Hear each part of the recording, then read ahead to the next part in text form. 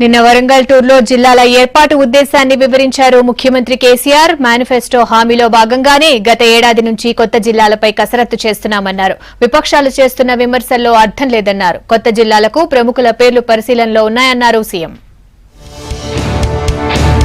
వరంగల్ టూర్లో ప్రభుత్వ పాలన, కొత్త జిల్లాల ఏర్పాటుపై విపక్షాలు చేస్తున్న విమర్శలకు స్ట్రాంగ్ కౌంటర్ ఇచ్చారు సీఎం కేసీఆర్.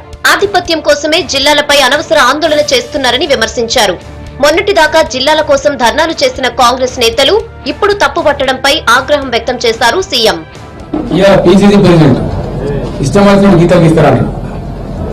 నేను అనేది ఒక పీసీసీ ప్రెసిడెంట్ గా ఉండే వ్యక్తి మాట్లాడినప్పుడు దగ్గర పెడుతున్న మాట్లాడు.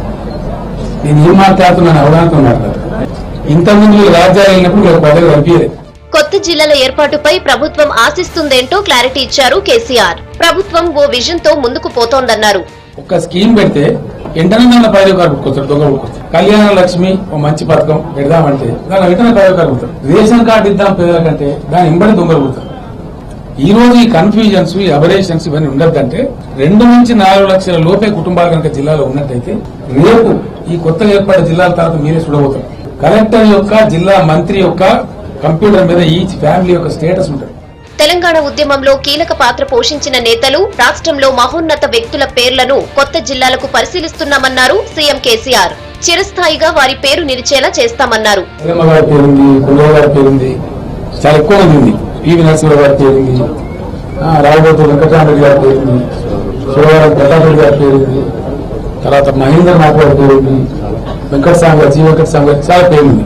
తెలంగాణ స్మరించుకోవాల్సిన వ్యక్తులు వీళ్ళంతా తెలంగాణ పోరాటం జరిగిన వ్యక్తులు కాబట్టి వాళ్ళందరి పేర్లు కూడా ప్రభుత్వం సానుభూతిని పరిశీలిస్తుంది.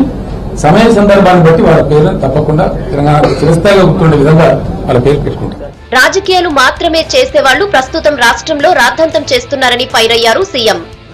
ప్రజలు కేంద్ర బిందువుగా ఏనాడు వాళ్ళ జీవితంలో ఆలోచించిన వాళ్ళు చెట్టుకోడు గుట్టకూడకపోతున్న మా పెత్తనం సంగతి ఏంటని ఒక చిల్లర తిత్తిరి బిత్తిరి ఆలోచన తప్ప వీళ్ళకు నిర్మాణాత్మకమైన దృక్పథం కానీ నిజంగా ప్రజలకు మంచి ఆలోచన లేదు. తమ పాలనకు, గత కాంగ్రెస్ పాలనకు తేడా వివరించారు సీఎం. కాంగ్రెస్ పాలనంతా అవినీతిమయమని ఆరోపించారు.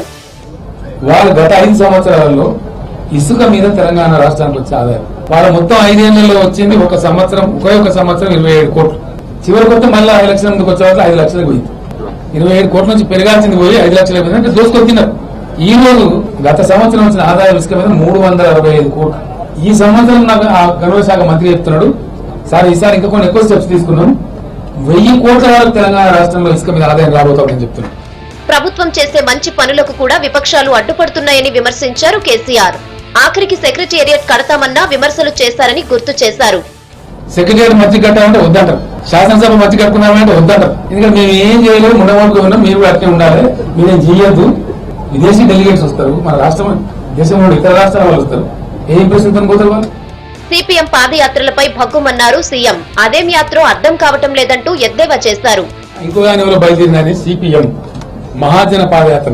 అసలు నీ జీవితంలో నువ్వు తెలంగాణలో తిరిగే అధికారం నీకు లేదు. తెలంగాణ పదం ఉచ్చరించే అధికారం లేదు.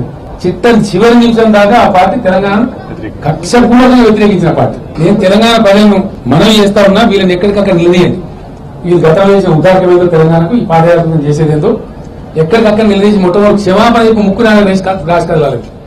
అమ్మకు మొక్కు తీర్చుకున్న సీఎం పనిలో పనిగా విపక్షాల విమర్శలకు కూడా కౌంటర్ ఇచ్చారు.